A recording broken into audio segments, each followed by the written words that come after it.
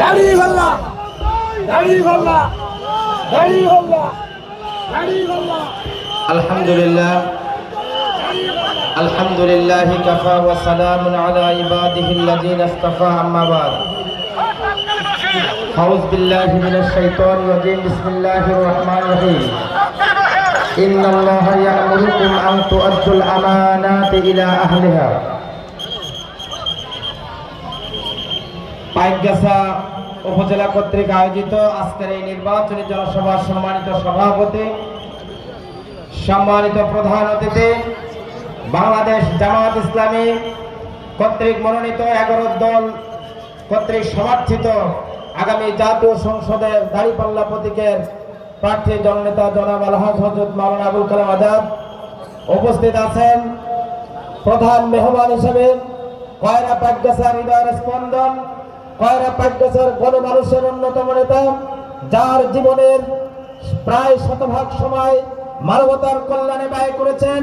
কয়রা পাইকগাছার মাটি ও মানুষের সাথে যার সম্পর্ক, এমনকি কয়রা পাইকগাছার প্রত্যেকটি ইটের রাস্তার ইট উঠালে যার নাম পাওয়া যায়, তিনি হলেন জননেতা জনাব আলহাজ হযরত শাহ মোহাম্মদ রুহুল কুদ্দুস সাহেব। উপস্থিত আছেন বিশেষ অতিথিগণ, অন্যান্য অতিথিবৃন্দ, আমার সামনে উপবিষ্ট ভাইয়া বা বোনেরা এবং সনাতন ধর্ম অবলম্বী ভাইরা, সকলের প্রতি রইল আন্তরিক শুভেচ্ছা অভিনন্দন। আসসালামু আলাইকুম ওয়া রাহমাতুল্লাহ। আমরা আগামী 12 ফেব্রুয়ারি নির্বাচনকে সামনে রেখে আজকের এই নির্বাচনী জনসভা, বাংলাদেশ জামায়াত ইসলামী, আপনারা দেখেছেন যে ইতিমধ্যে সারা বাংলাদেশে দাঁড়িপাল্লার যে জোয়ার আমরা দেখতে পাচ্ছি, বিশেষ করে সকল দলই স্বীকৃতি দিচ্ছে বাংলাদেশে যে নারী জাগরণ শুরু হয়েছে দাঁড়িপাল্লার পক্ষে। বাংলাদেশের ইতিহাসে কখনোই এরকম হাজার হাজার নারী, হাজার হাজার মহিলা, মা বোনদের যে পথসভা, মা বোনদের যে মিছিল বাংলাদেশের অলিতে গলিতে আমি দেখলাম যে কয়রা উপজেলার প্রতিটি বাড়িতে বাড়িতে, পাইকগাছা উপজেলার প্রতিটি বাড়িতে বাড়িতে মা বোনদের যে পদধ্বনি। আমি আল্লাহর কাছে কায়মরবাদকে ফরিয়াদ করি, রব্বুল আলামিন, তুমি আমাদের এই মা বোনদের পায়ের প্রত্যেকটি ধুলি করার পরিবর্তে আল্লাহ তুমি তাদের জন্য জান্নাত বরাদ্দ করে দিও।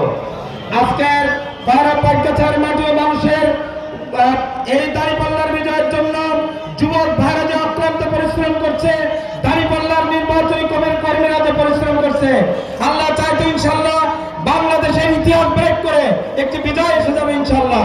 সেজন্য আমি আপনাদের কাছে আহ্বান করি যে আমাদেরকে সকলের দলমত নির্বিশেষে কয়রা পাইকগাছার মঙ্গলের স্বার্থে আগামী জাতীয় সংসদে দাঁড়িপাল্লা নিয়ে যাওয়ার জন্য আমাদের সকলকে দাঁড়িপাল্লার প্রতীকে ভোট দিতে হবে। বাংলাদেশ জামাত ইসলামের যে মূল মিশন, সেটা হচ্ছে আগামীতে আমরা একটি দুর্নীতিমুক্ত বাংলাদেশ করতে চাই, আগামীতে আমরা ফাঁসিবাদ মুক্ত বাংলাদেশ করতে চাই, আগামীতে বৈষম্য মুক্ত বাংলাদেশ করতে চাই, আগামীতে বেকারত্ব মুক্ত একটি বাংলাদেশ করতে চাই, বিশেষ করে চাঁদাবাজ মুক্ত একটি বাংলাদেশ করতে চাই।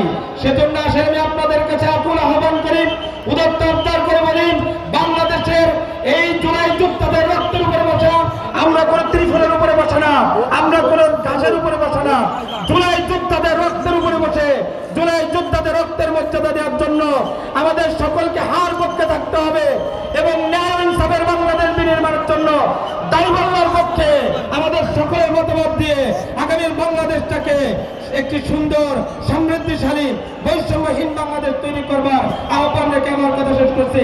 আল্লাহ, আসসালামু আলাইকুম ওয়া রাহমাতুল্লাহ।